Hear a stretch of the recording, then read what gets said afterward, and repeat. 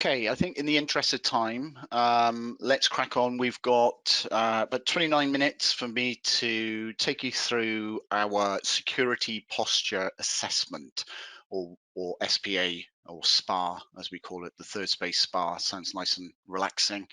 Um, so my name is Matthew Richards. I'm the head of mobility and security at Third Space. So I'm responsible for our professional services delivery practice that focus on all things security, compliance, and identity.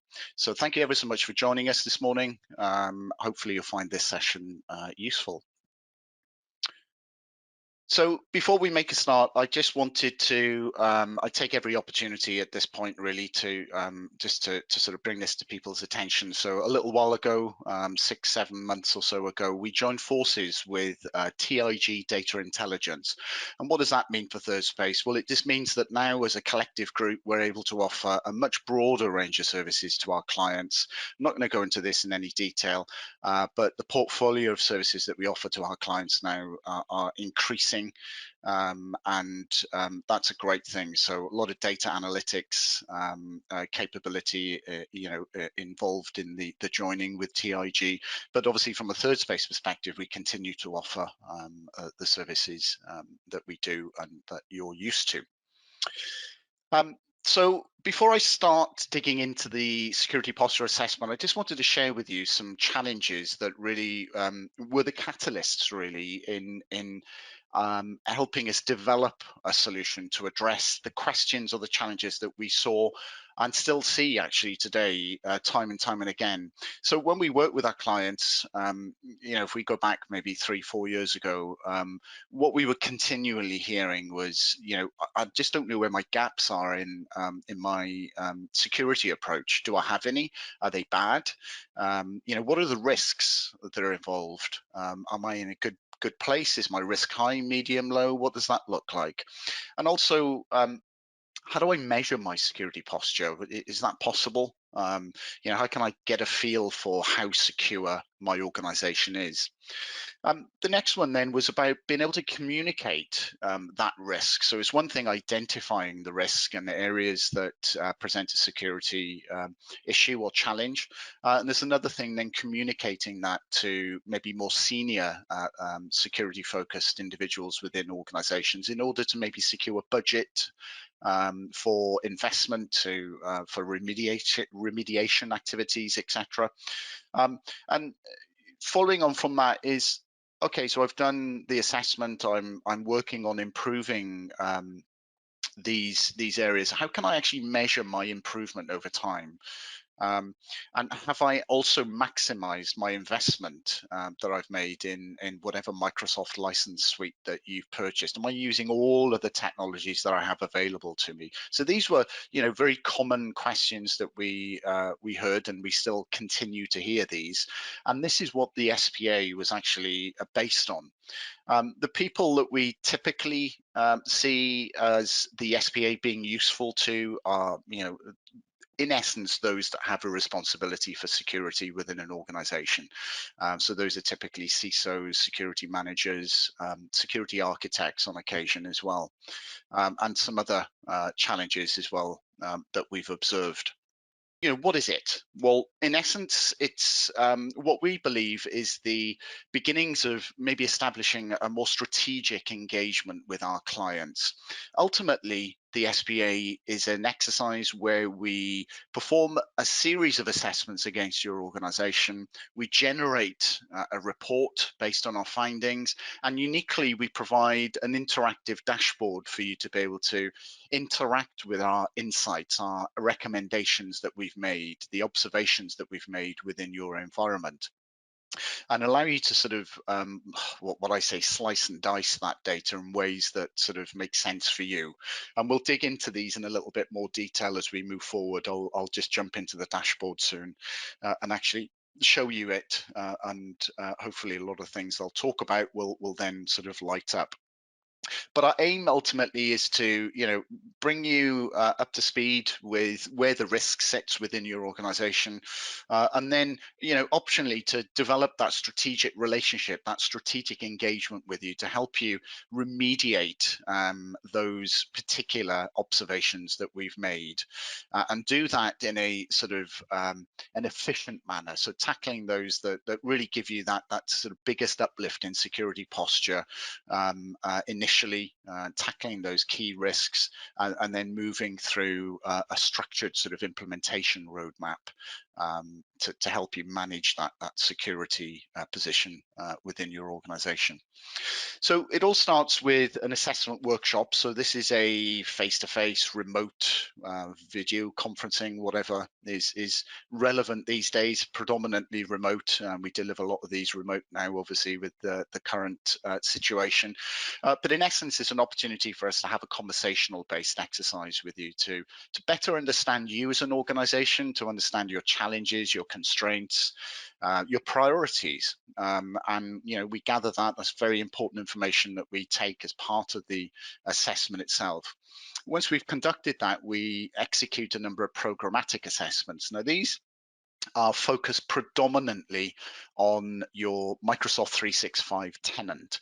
So this is the environment that provides all of the collaboration tools, productivity tools, Exchange, SharePoint, Teams, etc., etc. There are a million and one different moving parts within M365, and also the security controls as well that exist within that license suite, and making sure that we or you have configured and enabled the relevant controls within your environment to be able to mitigate the risks that are present, in essence.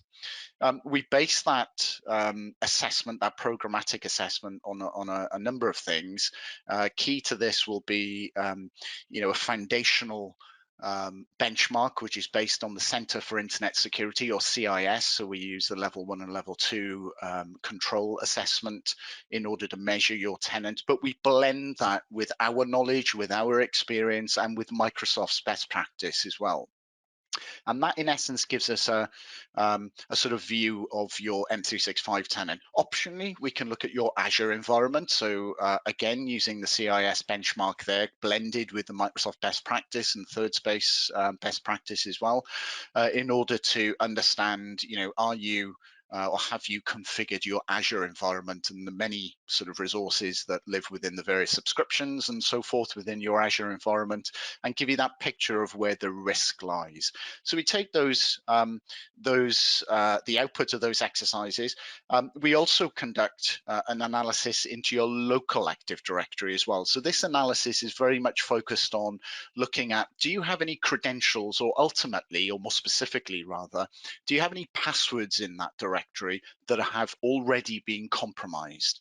So these are passwords, these are the hashes, the encrypted passwords that live in your local Active Directory. Are these encrypted passwords already available on the net? So if somebody was to get the hash of your password, can they decrypt that immediately? So we highlight those to you, and typically, that surfaces a whole raft of different things, weak passwords, common passwords, and so on and so forth. We also conduct a shadow IT assessment. So this is where we'll take a feed from your network perimeter devices, and we'll feed that into Microsoft Cloud App Security to perform some analysis around what cloud applications are in use in my organization or in your organization, and of those applications, which ones present the highest risk. So there's quite a bit of detail that goes into that in terms of highlighting to you those risky applications that you may not be aware of. We take all of those exercises and the outputs from those exercises, and we process the results, and ultimately develop an assessment report. So this is a detailed document that is a number of pages. We spent quite a bit of time in being able to lay that information out in a way that's consumable, but ultimately where we believe the value is in our dashboard. So the dashboard, again, is based on exactly the same data set, and allows you to visualize that posture, the results of our assessment, and allows you to sort of manipulate that data in ways that are appropriate for you. We focus on these 6 key pillars within the assessment. So, very closely aligned to the Microsoft technology pillars. I'm going to go through all of these, but we add on awareness as well. Awareness in terms of, cyber landscape, your end user awareness in terms of their cyber hygiene practices, awareness and competency in technology areas, et cetera, as well as many governance aspects, which obviously is a critical aspect in terms of managing security within an organization. So those 6 key pillars are, I guess, the foundational elements of what we focus on within the assessment. In terms of the key benefits of the SPA, obviously it's there to be able to provide improved visibility to you as an organization in terms of the risk that's present within your organization. In terms of supporting your business, then it's giving you the right information and hopefully in the right way that you're able to communicate that within your business, to be able to communicate that risk to senior board members or people that have a responsibility for security within your organization. It seeks to reduce the risk, right? That's the whole purpose of this exercise, is to enlighten you as to where the risk is and provide advice and guidance around how to reduce that risk or mitigate those areas that we've identified as being risky. Enables you to measure your return on any effort that you make based on the assessment. So we will give you some insight. You do some remediation activities to improve that security position. And then with subsequent iterations of the SPA, you're able to measure the improvement from one to the next to the next. So we can start demonstrating to the business that actually that investment that we made in terms of personnel and technology and time and effort, whatever it may be, that's actually paid dividends to us in terms of our overall security posture. And that's what we're seeking to do then. That's what every organization seeks to do ultimately. It allows you to make some confident decision making, right? Where do we focus the attention?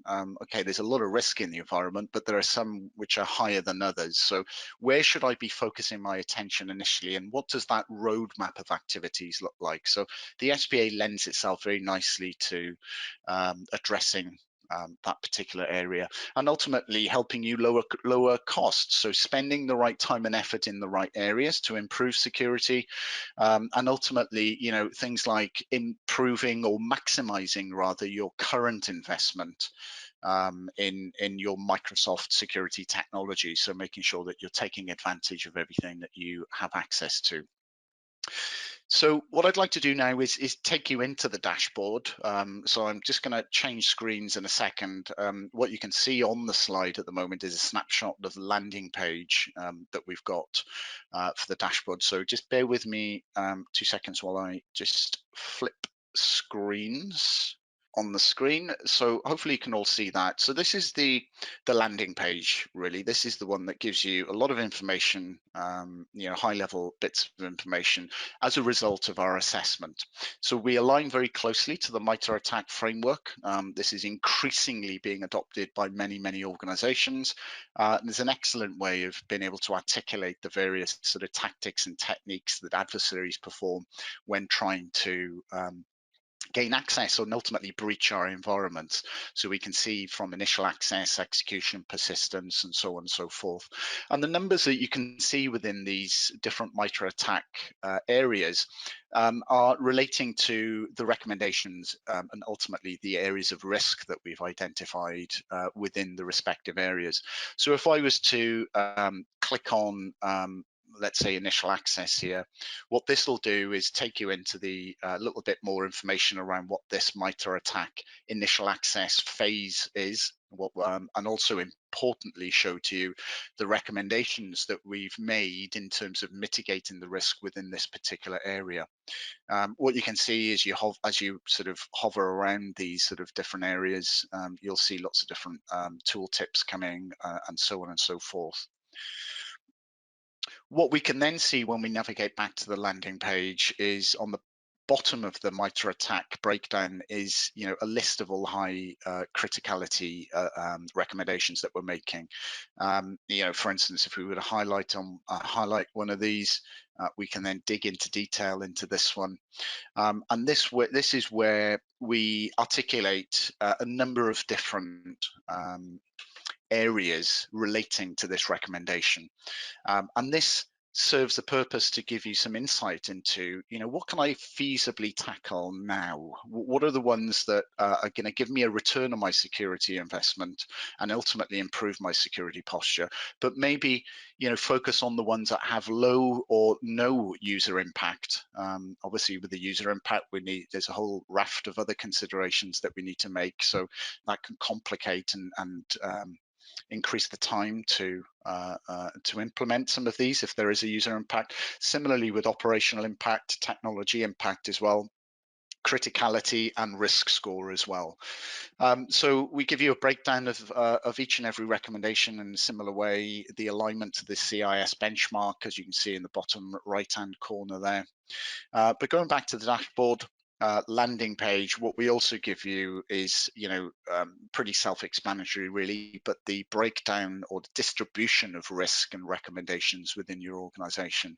So what we can see here is that out of a total of 63 controls, this particular client, Contoso, is compliant with 12 of those, but 51 of those they're not compliant, and those present different degrees of risk for the organization. That risk is distributed or articulated in terms of low, moderate, and high on the right-hand side. And then, we also have a different way of articulating risk here in terms of, I think they call this a spider chart that allows you to see the distribution at a glance, just a different way of visualizing it. What we also have is something that we call our Recommendations Explorer. So this is the area that allows us to sort of slice and dice the data, really. So if we wanted to see all the recommendations here, I've already got risk score as high selected here. But if I wanted to see the ones with low user impact, which is already selected, a low operational impact, low technical effort, what we'll see then are the results of that. So in essence, this may present to you a series of actionable recommendations that have little to no impact on your end users or business function, and also have a low technical complexity in terms of implementing the recommendations. So we'll see some of those. Now, as the previous screen, we can highlight any one of these, dig into the detail of that recommendation, which then seeks to provide additional information relating to this particular recommendation. What we then look at is, compromised credentials. So again, just to be clear, this is the result of our local Active Directory assessment and the analysis into the password hashes, the encrypted passwords that exist within your local Active Directory. So there's a series of activities that we perform here in order to be able to extract that information, and we do that very securely, and none of the information leaves your environment. It's obviously very, very sensitive information, so we're responsible with that information. And we compare those hashes with a database of known compromised hashes in essence, and then we articulate the results to you. So we've got 30.3% of accounts which have compromised passwords, of which 53.4 have been active in the last 90 days, etc., etc. And then we surface to you some of the passwords that we've identified within your environment. Now, we don't correlate these passwords with identities. That would be a very irresponsible thing to do in a dashboard similar to this.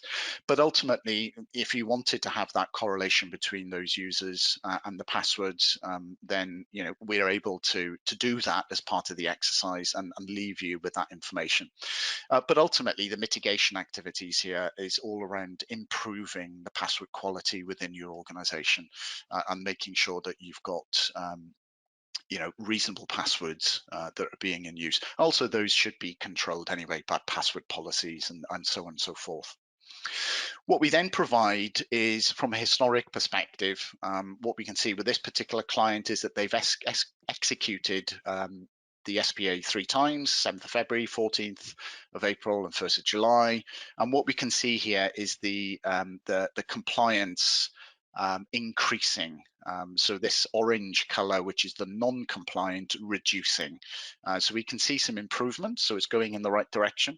The risk that's being that we've identified, that also has a sort of downward trajectory, which is what we want. So a reduction in risk, very useful information to be able to communicate to those who are in charge of budgets and so forth within the organization. So a way of demonstrating that value that's been provided there. And then on the right hand side, we get an articulation of the MITRE attack tactics and techniques and how have those fared over the three. So we can see here that from a lateral movement perspective between SPA first iteration and second iteration, that wasn't something that we tackled. However, on the third one, then we can see there were some improvements made. And obviously, it's common sense. We want all of these to be pointing downwards to demonstrate progress in essence.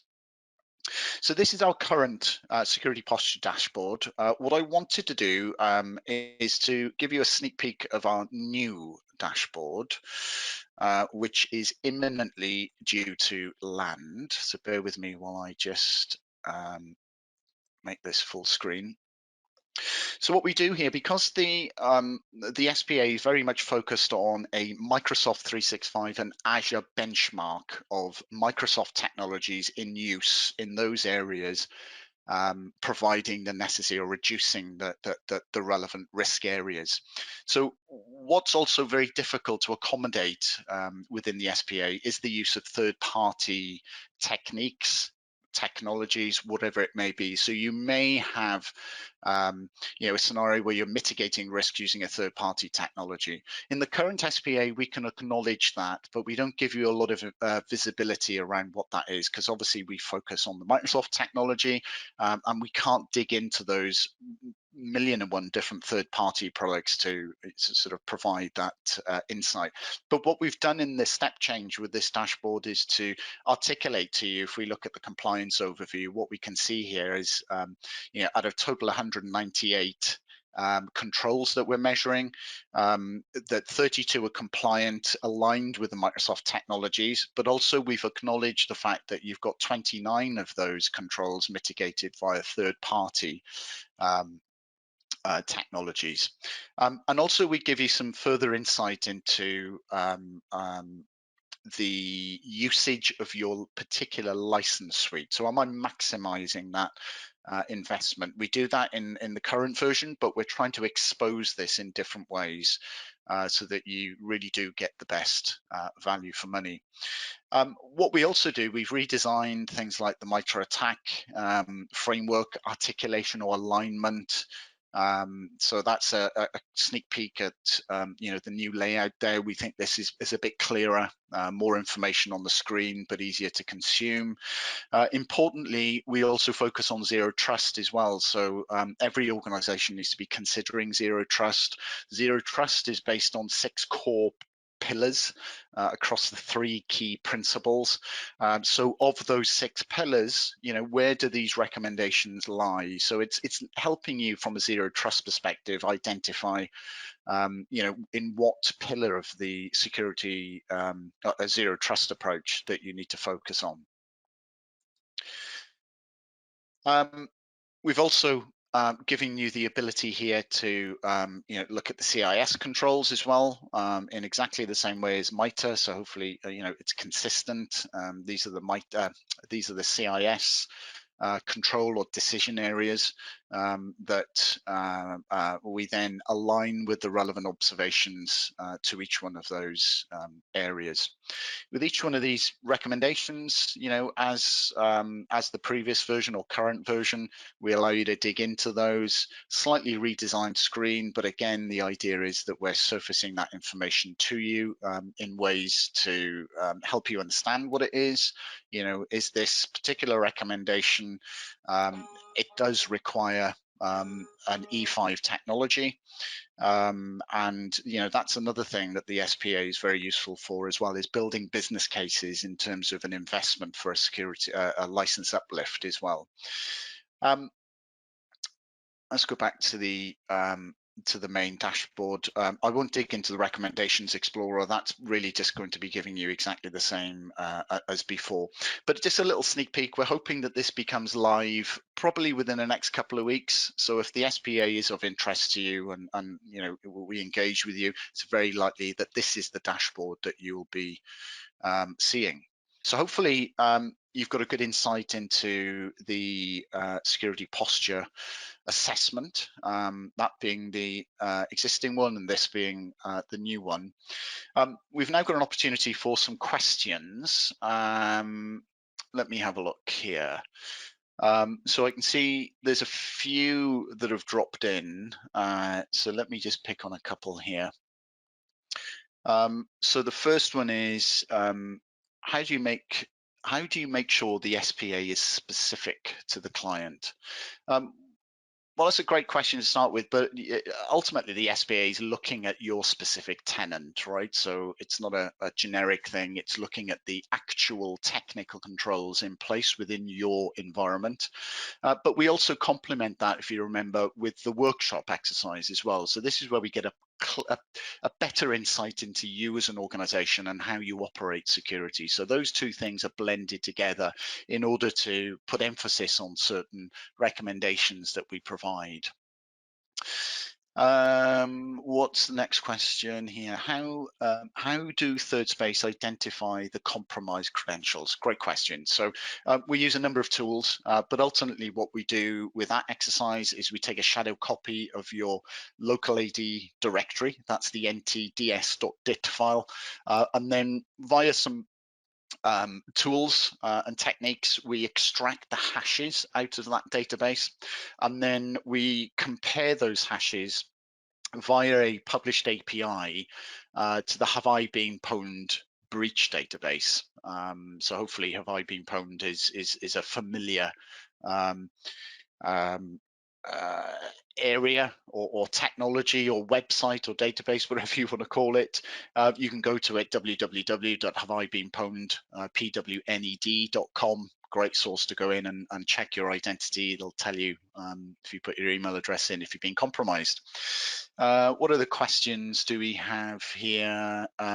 What tools do Third Space use to collect the data? Well, I've mentioned a few of them already, and at a high level, obviously, to do with the local Active Directory analysis.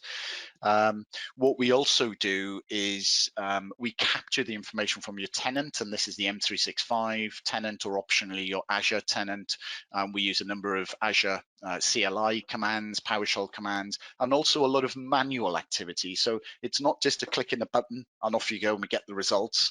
There are some things that we can do that way. We tend to want to validate those, to be honest, in terms of making sure that what we're seeing is real. But a lot of the things that we measure require human analysis.